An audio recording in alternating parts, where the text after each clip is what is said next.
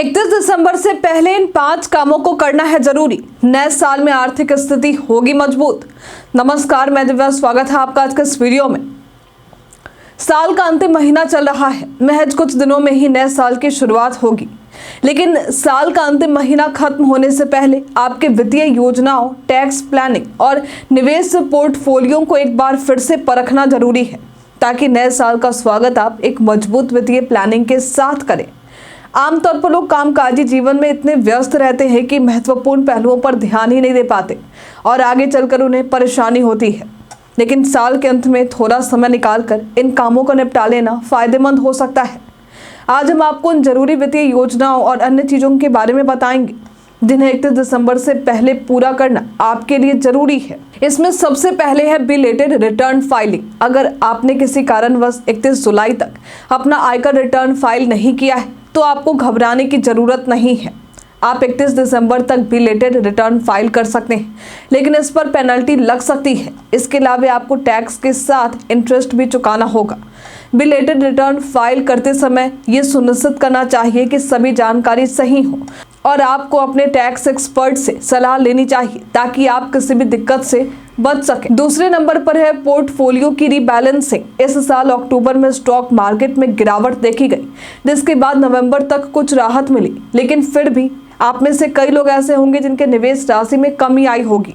इस बदलाव के कारण आपके पोर्टफोलियो में इक्विटी और डेट के बीच का संतुलन प्रभावित हो सकता है। अगर आपके पोर्टफोलियो में इक्विटी का हिस्सा घट गया है तो ये सही समय है कि आप इस गिरावट का फायदा उठाकर इक्विटी में और निवेश करें। इस तरह से आप अपने पोर्टफोलियो को फिर से संतुलित कर सकते हैं और अपनी जोखिम क्षमता के अनुसार इसे बेहतर बना सकते हैं। तीसरे नंबर पर है टैक्स प्लानिंग। अगर आप अपने पुराने टैक्स रिजीम के तहत टैक्स भुगतान करते हैं तो ये समय है कि आप चेक करें कि आपने टैक्स डिडक्शन क्लेम करने के लिए जरूरी निवेश किया है या नहीं। अगर आपने अभी तक ऐसा नहीं किया है तो आपके पास मार्च तक का समय है। आयकर के सेक्शन 80C और 80D के तहत आपको निवेश करना होगा ताकि आप टैक्स डिडक्शन का लाभ उठा सकें। साथ ही अगर आपका हेल्थ इंश्योरेंस जनवरी या फरवरी में रिन्यू होने वाला है तो उसके प्रीमियम का भुगतान अभी से कर ले ताकि रिन्यूअल में कोई परेशानी ना हो। चौथे नंबर पर है 2025 के निवेश प्लानिंग। नए साल की शुरुआत के साथ जरूरी है कि आपकी फाइनेंशियल प्लानिंग भी अच्छी हो। हर साल लोगों को अपनी वित्तीय स्थिति के हिसाब से निवेश से बढ़ाने का लक्ष्य रखना चाहिए। अगर आपने जनवरी 2025 से अपने निवेश से राशि बढ़ाने का मन बनाया है तो अभी से ही इसकी योजना बनाना बेहतर है। आप अपनी वर्तमान आय और खर्चे का आकलन करके तय कर सकते हैं कि अगले साल आप कितना अतिरिक्त निवेश कर सकते हैं। इसके लिए म्यूचुअल फंड्स में SIP बढ़ाना एक बेहतर विकल्प हो सकता है। पांचवें नंबर पर है इंश्योरेंस प्लानिंग। अगर आपके पास लाइफ इंश्योरेंस नहीं या कवर कम है तो इस पर विचार करना चाहिए। आपकी जीवन बीमा पॉलिसी का कवर आपकी जीवन की जरूरतों के हिसाब से होना जरूरी है।